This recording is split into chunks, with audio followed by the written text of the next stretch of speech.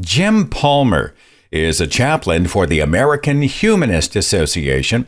He's also founder of the Center for Non-Religiouis Spirituality. And before you blink away his use of the word spiritual, I understand his context here, or at least I think I do.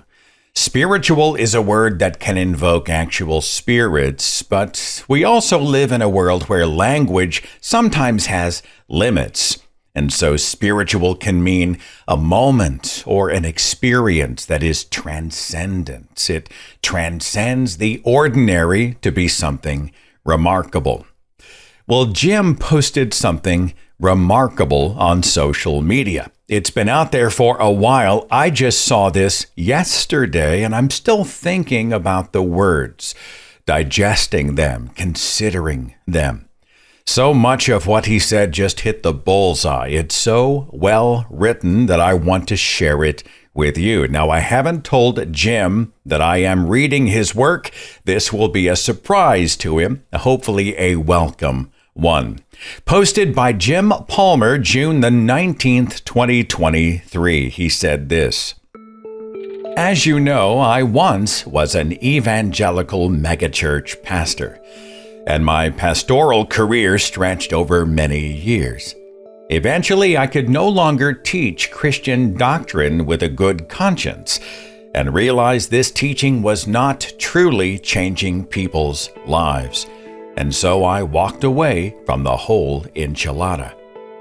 Below are 14 things that the misguided religious establishment doesn't want you to know. Speaking for myself and my personal experience, I was not able to see or admit these things to myself. I truly got into ministry initially because I wanted to make a difference and help people. And I relied on the belief system I learned as the proper framework to achieve this.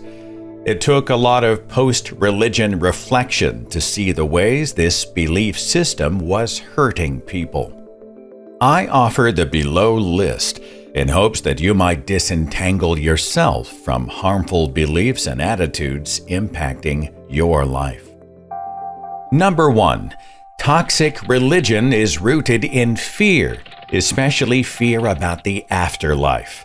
It leverages the false doctrine of hell to win converts and demand holiness. The fear of God's disapproval, rejection, abandonment, and punishment is another hallmark of toxic religion. 2. Clergy have no innate authority. Holding a church leadership position or having a theological degree does not imbue a person with special divine authority or superiority. The terms anointed, called, or chosen, or titles such as pastor, priest, bishop, elder, evangelist, or apostle do not confer any innate authority on an individual or group. Number 3. We hold sacred what we are taught to hold sacred, which is why what is sacred to one community is not sacred to another. 4. The stories in our sacred books aren't history, nor were they meant to be. The authors of these books weren't historians, but writers of historical fiction. They used history or pseudo-history as a context or pretext for their own ideas. Reading sacred texts as history may yield some nuggets of the past, but the real gold is in seeing these stories as myth and parable, and trying to unpack the possible meanings these parables and myths may hold. Number 5. Prayer doesn't work the way you think it does. You can't bribe God or change God's mind through obedience, devotion, or groveling. The underlying theistic premises of prayer are untenable. 6. Anything you claim to know about God, even the notion that there is a God, is a projection of your psyche. What you say about God, who God is, what God cares about, who God rewards, and who God punishes, says nothing about God, and everything about you.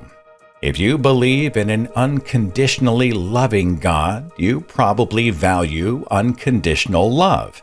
If you believe in a God who divides people into chosen and not chosen, believers and infidels, saved and damned, high caste or low caste, etc., you are likely someone who divides people into in-groups and out-groups, with you and your group as the quintessential in-group.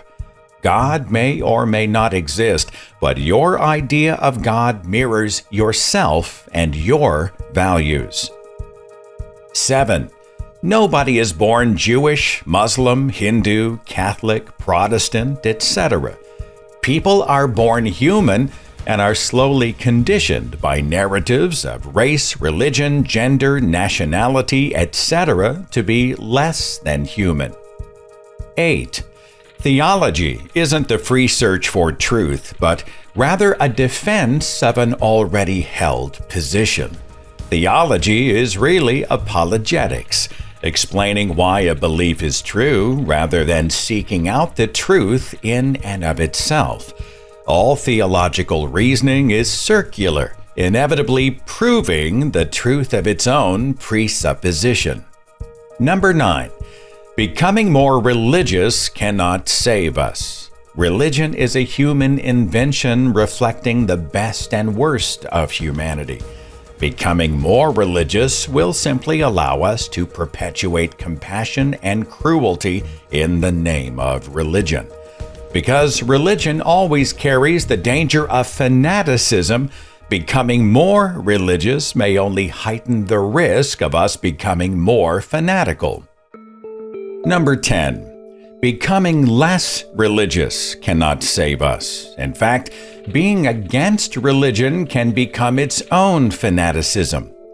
Becoming less religious will simply force us to perpetuate compassion and cruelty in the name of something else.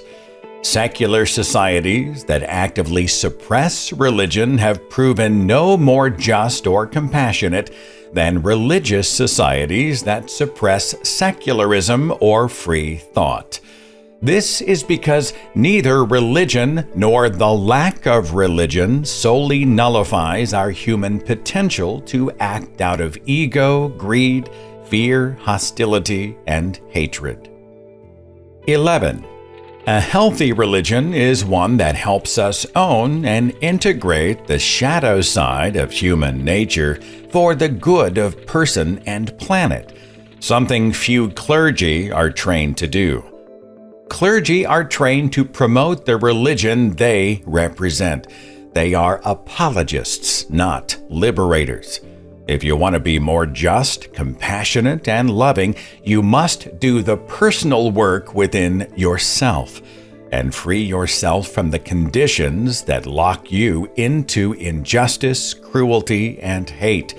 And this means you have to free yourself from all your narratives, including those you call religious. Number 12. Religious leaders claim that their particular understanding and interpretation of their sacred books should be universally accepted. Religious leaders often say, "My authority is the Bible." It would be more accurate for them to say, "My authority is what they taught me at seminary the Bible means." People start with flawed or false presuppositions about what the Bible is, such as the Bible was meant to present a coherent theology about God, or is a piece of doctrinal exposition. The Bible is the inerrant, infallible, and sole message, words of God to the world. The Bible is a blueprint for daily living. Too often, religious leaders make God about having correct theology. There are a lot of unhappy, broken, hurting, suffering, depressed, lonely people in church with church-approved theology. Number 13.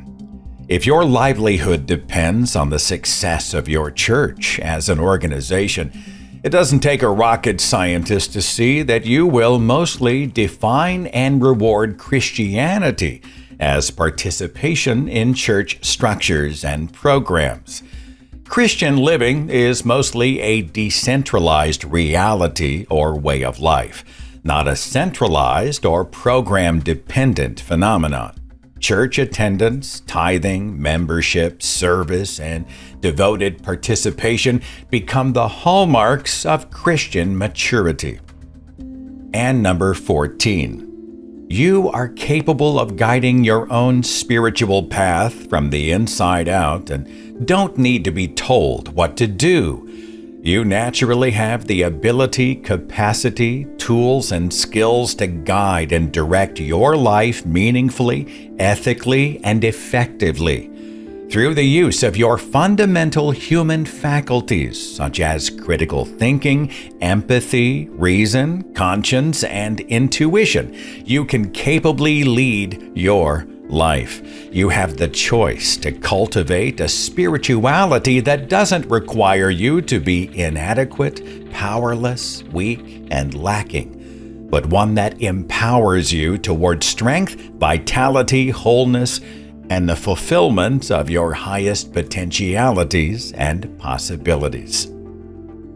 I have provided a link to Jim Palmer's post in the description box of this video, so read it, share it, have conversations about it, debates over it. I know I've had a debate in my own mind, specifically about one claim that he made, where secular societies that actively suppress religion have proven no more just or compassionate than religious ones. I don't know that I would use the word suppress. The idea is not to remove someone's right to free expression and private religious belief. But I really am convinced that a less superstitious world, meaning that we have less superstition-excused bigotry, apocalyptic thinking, and a greater tethering to the real world and each other as part of the human condition, I do tend to think that that would be a more just and compassionate world.